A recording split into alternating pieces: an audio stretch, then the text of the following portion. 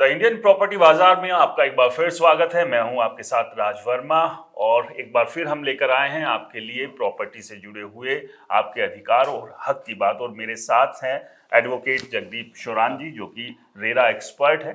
आज हम चर्चा करेंगे रेरा कानून को लेकर। रेरा कानून 2016 में आया, लेकिन कितना इम्पैक्टफुल है? क्या इस कानून के आने के बाद कुछ तस्वीरें बदली? क्या आप लोगों को राहत मिली जो आप बिल्डर की मनमानियों के खिलाफ चाहते थे?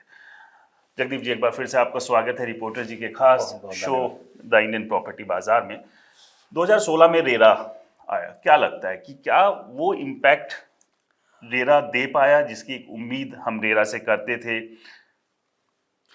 इससे बढ़कर देखिए, किसी भी ये ऐसा एक्ट आया जिसकी ज़रूरत थी, क्योंकि जो हाउसिंग सेक्टर है वो बूम पे था। उससे पहले से ही बड़े हाउसिंग प्रोजेक्ट्स और बहुत देखा भी जा रहा था कि काफ़ी सारे फ्रॉड्स लोगों के साथ हो रहे थे। और ये बहुत एक ऐसा एक्ट है जो बिल्कुल सही समय पे लेजिस्लेटर्स ने फ्लोट किया और 1 मई 2017 को इम्प्लीमेंट होता है एक्ट। और आप यकीन मानिए कि जो रिलीफ रेरा एक्ट के आने के बाद में हाउसिंग सेक्टर के लोगों को, अलॉटीज़ को मिले हैं, वो शायद ही कंज्यूमर प्रोटेक्शन एक्ट के द्वारा मिल पाते थे। और बड़ा स्पेसिफिक एक्ट, स्पेशल एक्ट आया जो कि सिर्फ और सिर्फ रियल एस्टेट सेक्टर को कैटर करता है।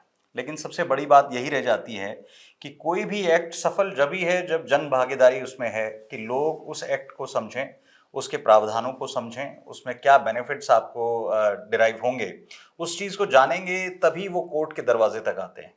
तो एक्ट्स की सफलता तो जब ही तक होती है जब कंप्लेनेंट्स भी उस हाथों हाथ जब एक्ट को लेते हैं।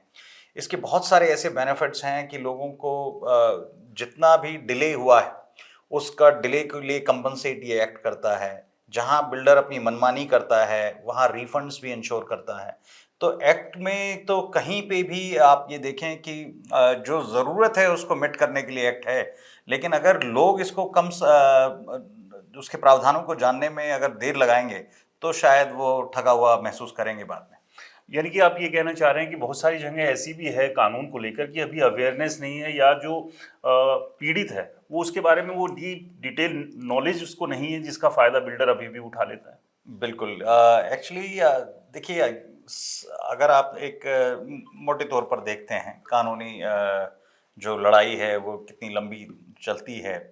जो एक देखिए, एक ये सच्चाई है कि कानून की लड़ाई आपको चुटकी बजाते ही सॉल्व नहीं होती है। वहाँ एक अपना एक समय लेता है कानून आपको न्याय दिलाने में। तो इस ऑर्थोडॉक्स के साथ में लोग इसको देखते हैं कि भाई ये एक लंबी लड़ाई होगी और शायद मुझे वो चीज़ डिराइव नहीं होंगी। और उनकी इस सोच का कारण सिर्फ ये है कि उन्होंने एक्ट के प्रावधानों को नहीं जानते। अगर कुछ मेजर ऐसे बेनिफिट्स की बात करें जो रेरा कोर्ट आने के बाद जो पीड़ित खरीदार हैं, ऐसे लोग जो कि बिल्डर के मनमानी का शिकार हो गए, वो कौन से ऐसे बड़े बेनिफिट्स हैं जो ये लोग ले सकते हैं? सबसे बड़ा बेनिफिट तो डिले पोजीशन इंटरेस्ट है।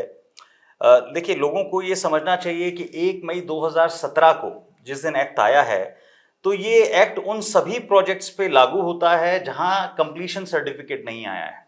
और बड़े कोर्टों ने अपने फैसले दिए हैं, सुप्रीम कोर्ट के फैसले हैं, हाई कोर्ट के फैसले हैं, जहां पे बड़ा स्पष्टता से अब ये क्लियर कर दिया गया है कि जो भी प्रोजेक्ट 1 मई 2017 को जिसका कंप्लीशन सर्टिफिकेट नहीं आया है, ओसी भला ही आ गया, ऑक्यूपेशन सर्टिफिकेट है जहाँ पे कि डीटीसीपी डिपार्टमेंट देता है कि फिट फॉर आप यूज कर सकते हैं।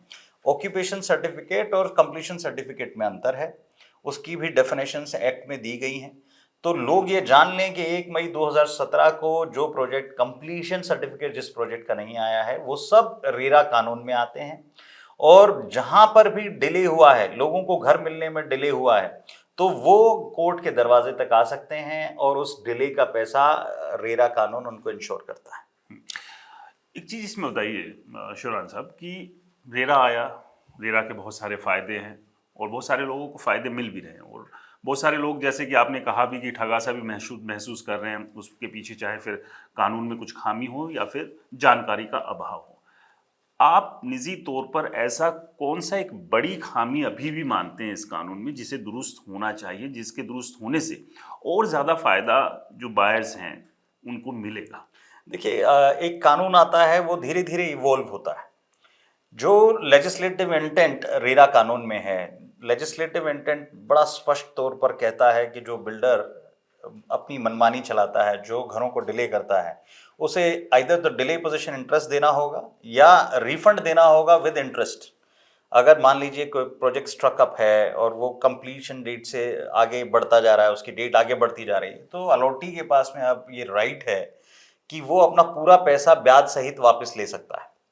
तो ये रेरा कानून आने के बाद में संभव हो पाया है। और वो सारे प्रोजेक्ट जो 2010 से 1990 के भी कुछ प्रोजेक्ट ऐसे हैं जो स्ट्रकअप हैं, जिसमें अभी भी बिल्डर सिर्फ उनको टाइम दे रहा है और कुछ नहीं, तो वैसे सारे अलॉटीज इस कानून का बेनिफिट ले सकते हैं और अपना पूरा पैसा ब्याज सहित वापस ले सकते हैं। आपने खामियों की बात की, एक्ट धीरे धीरे इवॉल्व होगा और अपनी ज़रूरतों को पार्लियामेंट तक पहुंचाएंगे लोग कि इस एक्ट के आने, ऑल्दो एक्ट बड़ा कम्प्रिहेंसिव एक्ट है, स्पेशल एक्ट है, हर प्रावधान हर चीज़ को बड़ी बारीकी से इसमें इंक्लूड किया गया है, लेकिन जहां तक मेरा अपना पर्सनल एक व्यू है कि सेक्शन 18 में जो कि इंश्योर करता है अगर प्रोजेक्ट डिले है तो अलॉटी की मर्जी है कि वो डिले पोजीशन इंटरेस्ट चाहता है या वो रिफंड चाहता है।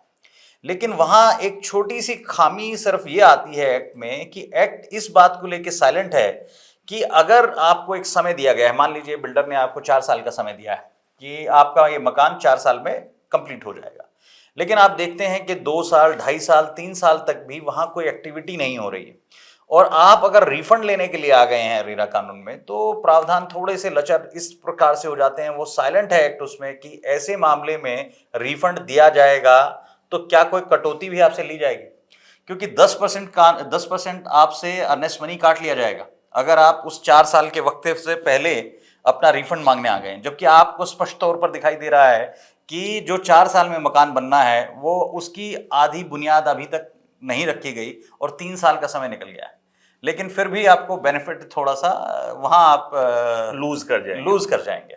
तो ये एक कमी है जिसको कि समय रहते और जैसे जैसे एक्ट इवॉल्व होगा तो मेरी आशाएं हैं कि अमेंडमेंट्स भी आएंगे। एक और सवाल, रेरा कानून आ गया, रेरा कोर्ट है, लेकिन रेरा कोर्ट अगर कोई फैसला देती है तो क्या बिल्डर के पास कोई ऑप्शन बचते हैं कि वो आगे उसको चैलेंज कर सकता है, या फिर यहीं पर जो फैसला हुआ वो अंतिम है? क्योंकि ये भी अपने आप में एक बड़ा सवाल है कि कोर्ट ने इतना सब तो कर दिया, लेकिन अगर बिल्डर कहीं और जाके उसके खिलाफ अपील कर सकता तो फिर मायने कहीं ना कहीं कमजोर दिखते हैं या खत्म होते नजर आते हैं। नहीं, देखिए क्या है, वो कमजोरी नहीं है, कानून के अपने प्रावधान हैं और हायरार्की ऑफ कोर्ट्स है, ये सबसे निचली अदालत है और इसके बाद आपके ट्रिब्यूनल में अपील फाइल होती है। अगर अलॉटी के हक में फैसला नहीं आया तो वो ट्रिब्यूनल जा सकता है, फिर तो हायरार्की आपको मालूम है, हाई कोर्ट है, देन सुप्रीम कोर्ट है, अंतिम फैसला सुप्रीम कोर्ट का ही होता है।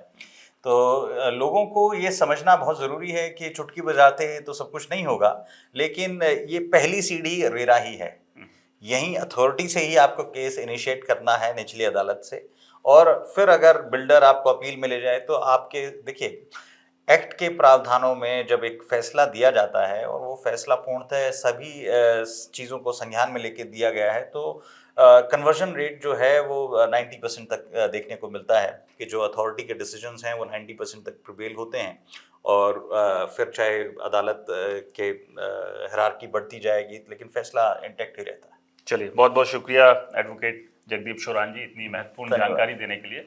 और बड़ी बात यही है कि रेरा कानून आ गया है तो उसके बारे में आपको जानकारी होनी चाहिए, तभी आप जो बिल्डर आपके साथ मनमानी कर रहा है उसके खिलाफ आप एक लड़ाई लड़ सकते हो, उस लड़ाई को जीत भी सकते हैं।